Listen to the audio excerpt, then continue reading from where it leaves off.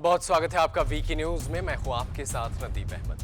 जिस देश का विदेश मंत्री अरब देशों के चंदे के भरोसे जीता हो, वो देश जो कई युद्धों में भारत से मात खा चुका हो लेकिन सुधरने का नाम नहीं ले रहा है।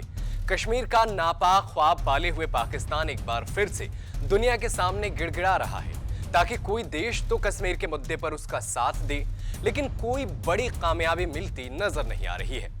हाल ही में चंदा के जुगाड़ में जर्मनी गए पाकिस्तान के विदेश मंत्री बिलावल भुट्टो ने 10 मिलियन यूरो का चंदा जर्मनी से इकट्ठा किया, लेकिन चंदा मिलने की खुशी इतनी ज्यादा बढ़ गई कि उन्होंने भारत को तोड़ने की साजिश कर डाली।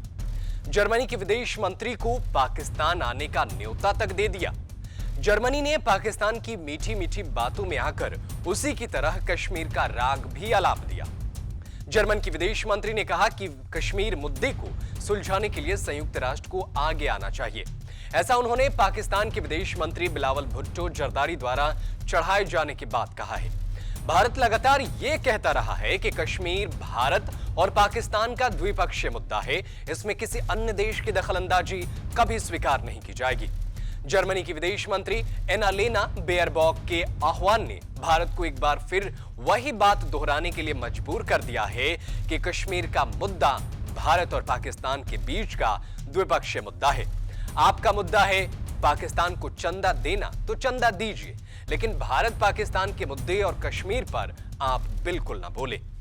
विदेश मंत्रालय के प्रवक्ता अरविंदम बागची शुक्रवार को बर्लिन में पाकिस्तान और जर्मनी के विदेश मंत्रियों द्वारा एक ज्वाइंट प्रेस कॉन्फ्रेंस में जम्मू कश्मीर पर की गई टिप्पणी का जवाब दे रहे थे।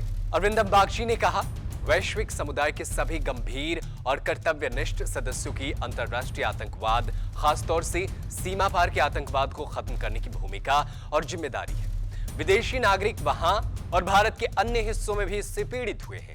संयुक्त राष्ट्र सुरक्षा परिषद और FATF अभी भी 26/11 के भीषण हमलों में शामिल पाकिस्तानी आतंकवादियों के पीछे लगे हैं।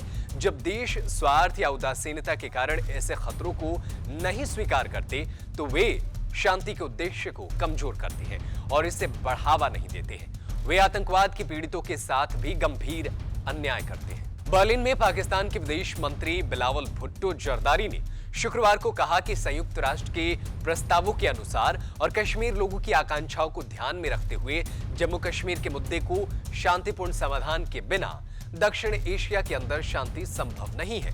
वहीं जर्मन की विदेश मंत्री एनालेना बेयरबॉक ने कहा कि उनका मानना है कि संघर्षों को सुलझाने और ये सुनिश्चित करने के लिए कि हम एक शांतिपूर्ण दुनिया में रहे, दुनिया के हर देश की भूमिका और जिम्मेदारी बढ़ जाती है।